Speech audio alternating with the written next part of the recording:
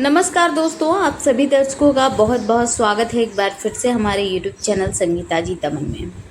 दोस्तों, BSP supremo बहन कुमारी मायावती के कार्यकाल में बहुजनों को जो उत्साह, बहुजनों को जो सम्मान मिला, शायद किसी भी राजनीतिक पार्टी के कार्यकाल में नहीं मिला है। दोस्तों, ये जो प्रतिमा आप देख रहे हैं, ये मान्यवर कांशीराम डॉक्टर बाबा साहब भीमराव अंबेडकर और बहन कुमारी मायावती की प्रतिमा है। दोस्तों, मायावती ने अपने कार्यकाल के दौरान बहुत सारे ऐसे काम किए जिसकी वजह से बहुजन आज बहन कुमारी मायावती की छवि को नहीं भूल पाएंगे। दोस्तों, बीएसपी सुप्रीमो बहन कुमारी मायावती को आयरन लेडी के नाम से भी जाना जाता है। जिस समय रूढ़िवादी परंपरा के दौरान महिलाओं को घर से निकलना मना था, घर के चार दीवारी के अंदर ही उन्हें रहना पड़ता था, पैर की जूती के बराबर उन्हें समझा जाता था। उस दौरान बहन कुमारी मायावती ने घर के चार दीवारी से बाहर निकलकर उत्तर प्रदेश की चार बार मुख्यमंत्री बनी और उन सभी महिलाओं के लिए प्रेरणा बनी जो घर में ही सीमित रह जाती हैं। दोस्तों, बहन कुमारी मायावती बहुजन समाज पार्टी की मुखिया लगातार बहुजनों के हित के लिए काम करती रहीं। लेकिन दोस्तों, बीएसपी सुप्रीमो मायावती के कार्यकाल के दौरान जिस तरीके से बहुजन मिशन में कहीं ना कहीं त्रुटि हुई, जिसकी वजह से लगातार सभी बहुजन नेताएं बहुजन समाज पार्टी से दूरी बनाना शुरू कर दी है, जिसकी वजह से जो मान्यवर कांशीराम साहब के समय उनसे उनके विचारधारा से जुड़े जो बहुजन नेता थे, चाहे वो अपना दल हो, चाहे वो स्वामी प्रसाद मौर्य हो, चाहे वो निषाद पार्टी हो। दोस्तों, ये तमाम पार्टियां जो है वो बहुजन समाज में ही थी, बहुजन समाज से निकलकर बनी हुई पार्टियां हैं। और ये दोस्तों, बहुजन समाज पार्टी में वो तमाम ऐसे नेता थे जो बहुजन समाज पार्टी को मजबूत करने का काम करते हुए नज़र आते थे।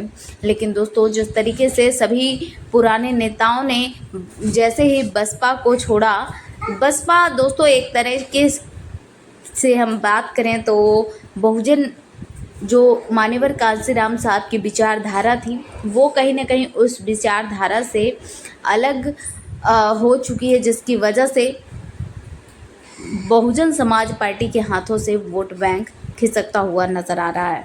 दोस्तों, स्वामी प्रसाद मौर्य बहुजन समाज पार्टी के एक ऐसे नेता हैं जो मान्यवर कांशीराम साहब के विचारधारा को आगे बढ़ाते हुए, बहुजन मिशन को आगे बढ़ाते हुए सभी पदों से उन्होंने इस्तीफ़ा देने का काम कर दिया था, सिर्फ़ और सिर्फ अपनी विचारधारा की वजह से।